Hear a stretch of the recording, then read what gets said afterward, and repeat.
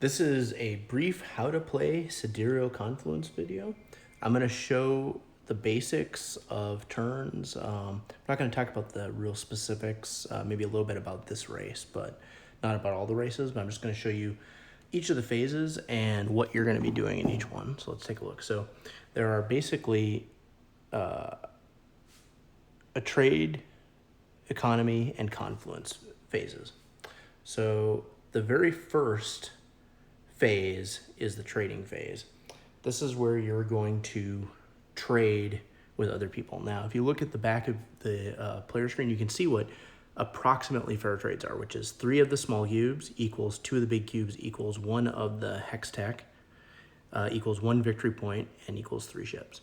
Now, keep in mind that these also are the, excluding the victory points, is the value in victory points divided by 2 at the end of the game. So it takes 4 big cubes to get a victory point, 2 hex tech, 6 ships, or 6 small cubes.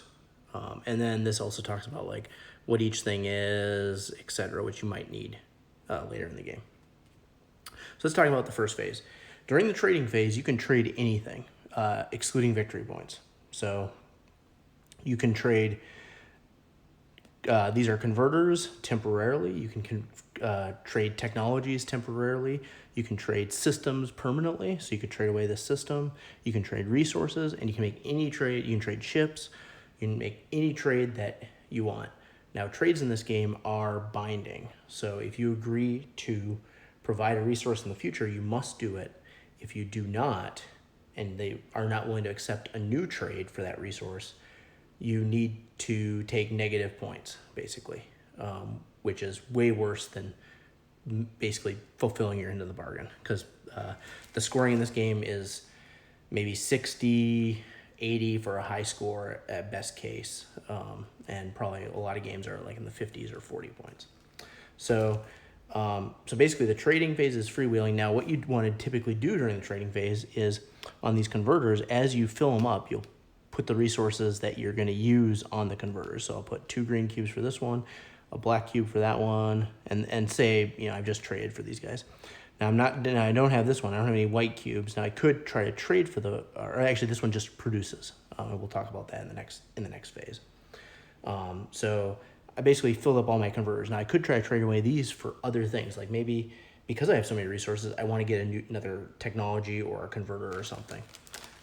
So I could do that during this phase. And let me get out a technology here real quick.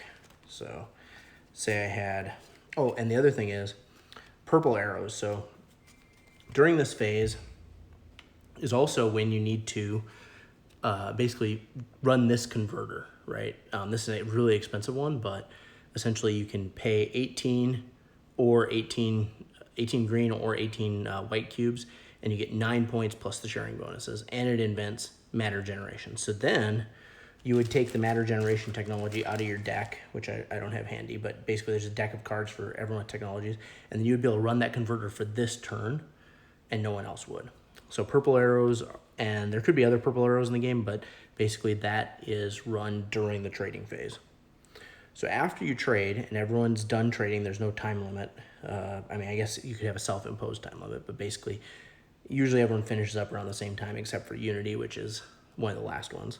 After that's done, then you'll go into the economy phase. So the economy phase is pretty easy. All you're going to do is for each converter, you're going to take and set the cubes on it that you create. So you'll go to the pool and be like, okay, I have 2 ships for this one.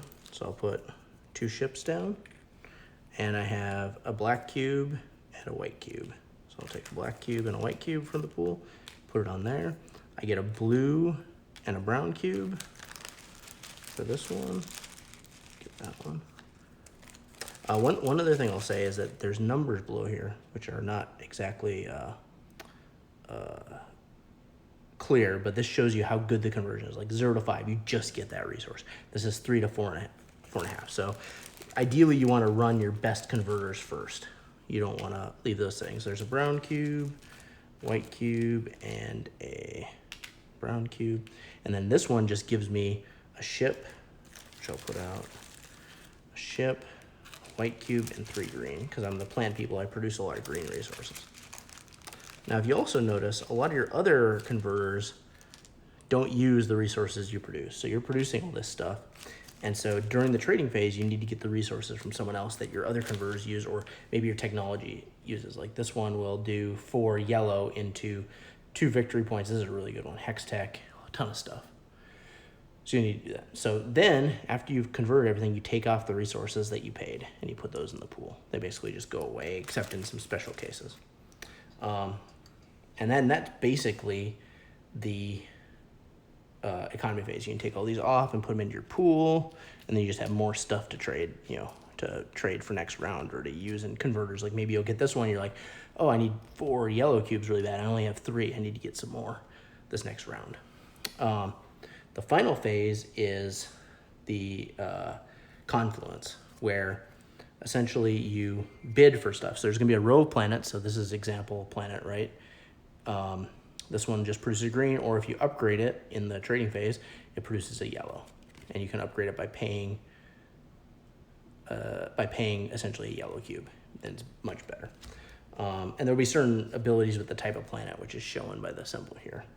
The other thing you can bid for is research teams. So this is an example of a research team, but we'll do a simpler research team. So there might be a level 1 research team, which is much cheaper. So this one gives you 4, or you pay 4 or 2, 4 yellow or 2 hex tech, and you get a victory point plus the sharing bonus, and you invent nanotechnology, which nanotechnology, you can see from here, turns 3 brown into a hex tech and it looks like a unity, a gray unity cube. So that's a really good potential one. So, and the way the bidding works is you take ships and you put them into 2 fists. So, and you don't have to bid with everything. You can leave this other stuff behind your screen and say, I want to bid maybe 1 for planets and 3 for technology. I put them in my hands. Now, up to the last minute, you can make it switch on which hand you're going to bid with. But basically, you open one hand and that's your bid for whatever, the colony or that, or whatever. And the highest bid goes first. And you can pay up to, essentially there'll be a line of colonies, which I don't have set out, but it'll cost like 3, 2, 1, or 4 for the most expensive. And you pay up to that to get your colony. And same thing for technologies. Now, in general, you want to try to get at least a colony every turn, probably up to your colony limit. This one has, I think, colony support of 3, so you can have up to 3 colonies here. This one's even better because you get double colony production, so it doubles the production with this race, but I'm not going to go into that right now. And then you want to try to get technologies, because you can only typically get 1 technology or research team around, so you want to try to pick up that too with your ships. Now, in the last game I played, people weren't very aggressive, but I think ideally you would aggressively take out the cheap technologies so later people can't get them. And, essentially they would lose their round for getting that stuff. And then basically this goes through 6 rounds. After the 6 rounds, you add up all your victory points, and then you convert all your leftover stuff into victory points, and the highest one is the winner, with people tying, sharing the victory. If you have any questions, please comment on the video. Please like, please subscribe, and I hope you enjoy Sidereal Confluence.